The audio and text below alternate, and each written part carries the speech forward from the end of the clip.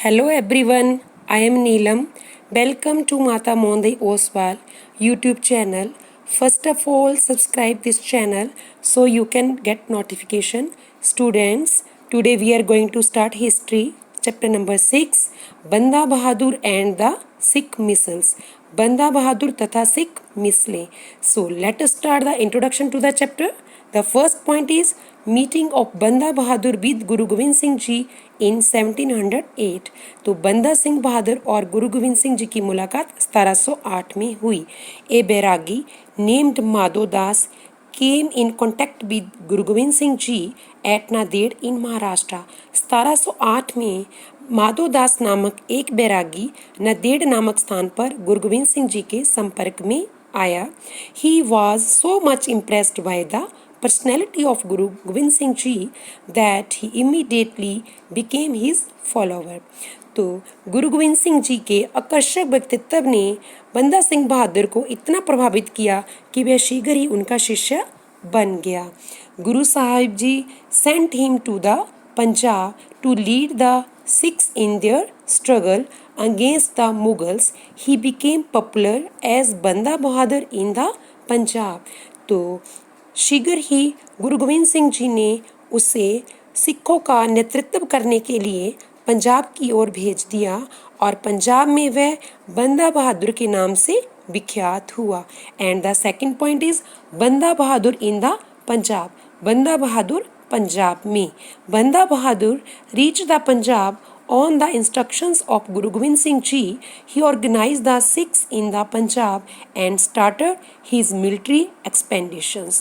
तो गुरु गोविंद सिंह जी का आदेश पाकर बंदा सिंह बहादुर पंजाब की ओर पहुंचा और वहां उसने सिखों को संगठित किया और सैनिक अभियान आरंभ कर दिया.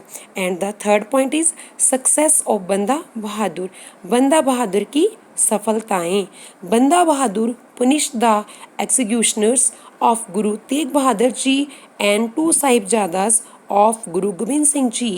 He also killed the Fauzdar of Sarhand, Wazir Khan. He defeated the hill chiefs of Raja Bhim Chand who had strongly opposed Guru Govind Singh ji.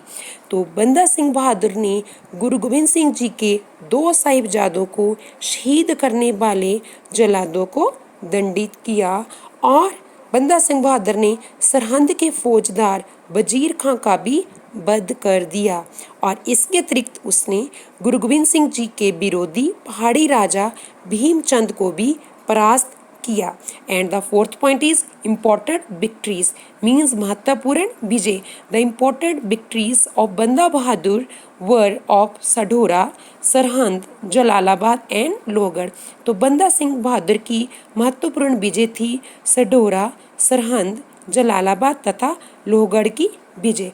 And the fifth point is battle of Gurdas Nangal means Gurdas Nangal का युद्ध. In 1715, the Mughal army besieged Banda Bahadur and 6 soldiers in the mansion Haveli of Bhai Duni Chand at Gurdas Nangal. The siege continued for 8 months, during which the food supplies of the Sikhs were exhausted. Under such circumstances, Banda Bahadur and his 6 soldiers were arrested by the Mughals. तो बंदा सिंह बहादुर का गुरदास नंगल में मुगलों से युद्ध. 1715 में मुगल सेना ने गुरदास नंगल नामक स्थान पर सिखों को भाई दूनी चंद की हवेली में घेर लिया. तो 8 महीने के लंबे युद्ध के कारण सिखों की खाद्य सामग्री समाप्त हो गई. तो इस तरह से विवश होकर सिखों को पराजय स्वीकार करनी पड़ी और बंदा सिंह बहादुर तथा उसके सभी साथियों को मुगलों के द्वारा बंदी बना लिया गया. And the sixth point is the martyrdom of Banda Bahadur. Banda Bahadur की शहीदी.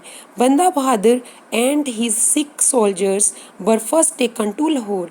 तो बंदा बहादुर तथा उसके 6 सिपाहियों को सबसे पहले लाहौर ले जाया गया. From Lahore they were taken to Delhi in 1716. तो लाहौर से उन्हें 1716 में दिल्ली ले जाया गया. इन June 1716 Banda Bahadur and the 6 were mercilessly executed at Delhi. तो जून 1716 में तो जून 1716 में बंदा बहादुर तथा उसके सिख जो सैनिक थे उनका बड़ी निर्ममता से दिल्ली में जो था उनका वध कर दिया गया था। And the seventh point is misls. Misls means मिसलें। A long dark period in the Sikh history followed the martyrdom of Banda Bahadur. तो बंदा बहादुर की शहीदी के पश्चात सिखों को एक लंबे अंधकार युग से गुजरना पड़ा। But after some years Sikhs again became active in their struggle against the Mughal governors in the Punjab. Some of the important Sikh chiefs were able to establish their small kingdoms called chiefs. There were 12 such Sikh misls. The chief of a misl was called मिसलदार।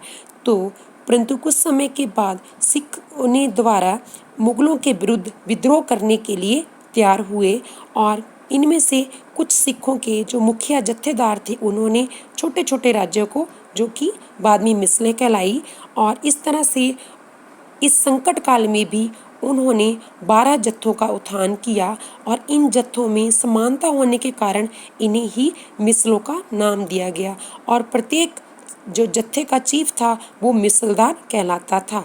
And the eighth and last point is rise of Maharaja Ranjit Singh. Maharaja Ranjit Singh का उत्थान। Maharaja Ranjit Singh belong to Shukar Chakiya मिसल। तो महाराजा रणजीत सिंह जी का संबंध शुक्र चकिया मिसल से था। The शुक्र चकिया मिसल was founded by सरदार चरत Singh the grandfather of Maharaja Ranjit Singh.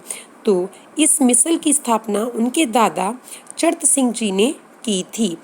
On the death of his father Maha Singh in 1792, Maharaja Ranjit Singh ascended the throne. He was able to establish a vast empire in the Punjab with a few years.